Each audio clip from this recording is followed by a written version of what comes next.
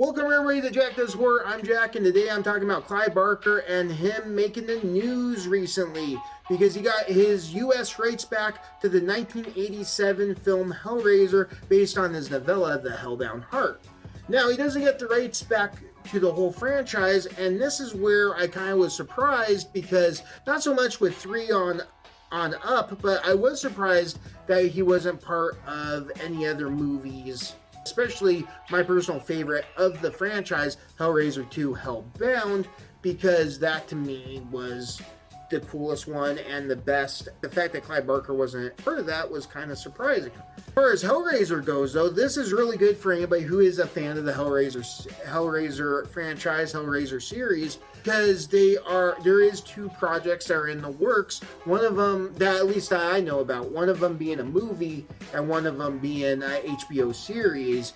And I feel like the HBO series is going to be the one that benefits the most from this, because knowing how HBO is with their series and everything, they're going to want that darker storytelling that Clive Barker does. That darker storytelling that makes Hellraiser the darkest of the franchise. Don't get me wrong, all the movies, even the straight-to-video pumping out videos that they did, they all hit dark subject matter, but there's just something a little darker about the Clive Barker storytelling in the original Hellraiser. Just recently, I saw on Hulu, of all things, I saw Books of Blood, Clive Barker's Books of Blood. And if you don't already know who Clive Barker is and you want to know what an expert storyteller he is, especially when it comes to this subject matter, there's a really good way to start. That was a really cool anthology movie. Go check out Books of Blood. It's the newest one that I know about that Clive Barker has tackled. That one is really essential Clive Barker. Something that also is dark subject matter, but is really cutting edge when it comes to, in my opinion, was in 1990 he made Nightbreed. Now, we've seen this kind of thing, not in the horror genre, when it came to like Little Monsters with Fred Savage and Howie Mandel. But as far as like actual in the horror genre, to me Nightbreed is totally cutting edge. Let me explain. Basically, you have this character played by Craig Sheffer who goes to a psychologist because he's having all these crazy dreams about killing people. Well, you know it, that the psychologist played by David Cronenberg, and he also wears one of the coolest masks and I think one of the most underrated masks in horror movies. When he goes and basically is a copycat killer, but instead of copycatting somebody or being a copycat of somebody else's kills, he's being a copycat of Craig Sheffer's dreams. He then makes Craig Sheffer believe that he's the one doing this because he does some mental mind effery. Craig Sheffer then thinks he does this, and he goes to this place that he dreams about called Midian, and that's where the monsters live. When you know it, these monsters aren't really all that bad. Some of them are, because you're in their wheelhouse, you're in their place, their spot, and they're going to want to kill you, possibly eat you, but for the most part, they just want to be left alone. So really what this is about is, hey, the monsters aren't really the bad guys here. There's a few humans in this that are the really big time bad guys, especially David Cronenberg's character. I'm not going to spoil this too much more. You should check it out, and I don't feel I'm over exaggerating by saying it's cutting edge. But when I think about it, that's Clive Barker anyway. He really is original and cutting edge when it comes to storytelling. I mean, for example, let's just say Hellraiser. We've seen movies tackle other realms before. You know, we've seen it kind of in Phantasm. They gave us a glimpse of this other dimension or this other realm. The one that comes to mind the most would be A Nightmare on Elm Street, you know, where all these battles and all this scary and all these kills are taking place in the dream realm. But there's something that is even darker than those two when you're talking about Hellraiser and the world that Clive Barker made. Like I said, there's Books of Blood. If you watch that, you'll see it's also really original storytelling. Nightbreed, Night Bee Train. I feel like the CGI in that gives that movie a bad rap. If you were just to actually look at the story of it, you'll see that's a really original story. If you haven't checked out that movie, check that out as well, because look, there is bad CGI, but there's also Vinnie Jones playing the main antagonist, Mahogany. Bradley Cooper's in it, so the acting is really, really good. It's a really good story.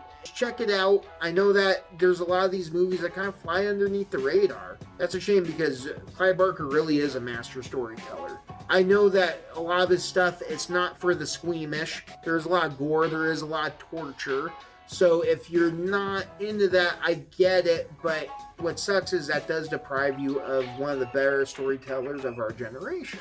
I, for one, hope that he gets this re-energized, reboost of his stories and stuff now that he's got his US rights back, because I actually really am excited.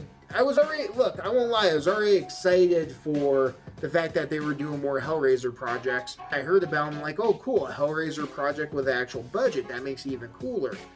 I didn't know that it was going to get even cooler from there, because now that Clive Barker's back and involved, I feel that's really cool. Especially because this franchise doesn't get as affected as the Friday the 13th franchise from the same exact thing that Clive Barker did. Victor Williams did before him to Sean Cunningham in their battle of who owns Friday the 13th.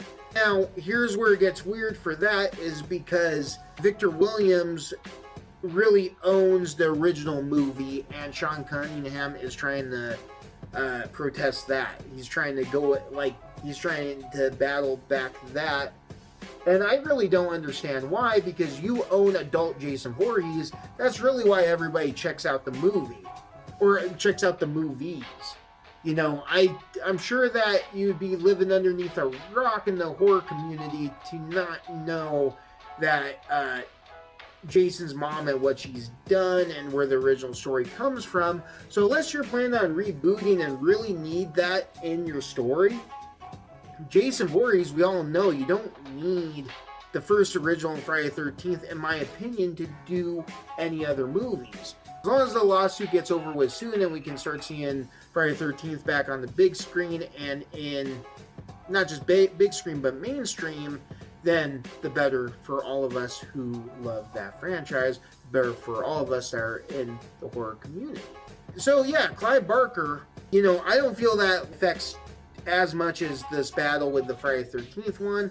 I will say, though, that there's no doubt about it, it does get a little more eyes, a little more attention on the upcoming projects, because now he has to okay any of the projects that are coming out, because, well, you know, he doesn't own anything else on the franchise. The original movie has the original characters.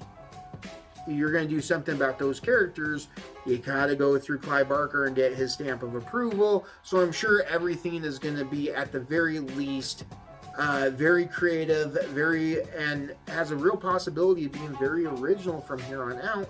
So mazel tov to Clive Barker, and mazel tov to these next upcoming projects. I believe what I read was that this is all going to come into place and all be ready to go and ready to start being worked on, because Clive Barker gets full ownership by December 19th of 2021.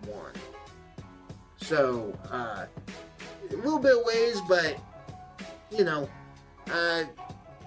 is what it is, and it's not like there's going to be a lot of stuff that's getting busted out with how bad 2020's been anyway.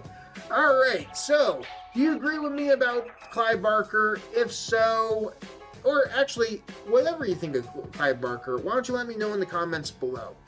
I believe he's an expert storyteller. I want you guys to tell me if you think he is as well. Also, what I would like you guys to do is give me a thumbs up, because that helps support the channel. And if you haven't already done so, please subscribe, because that supports the channel as well. And here at Jack Does, we greatly appreciate it. And hit the notification bell as well, because that's how you get notified of the content we put up. And then we just like having fun. We like being entertained. That's the real thing. We want to be entertaining. We want to be the most entertaining horror channel on YouTube. Why lie to you guys? That's really what it is. And hopefully you guys appreciate what we're doing. And once again, if you do or you don't, you can always leave us comments, because we read the comments. I am Jack. This is Jack Does Horror. And until next time, Everyone, please have a good one.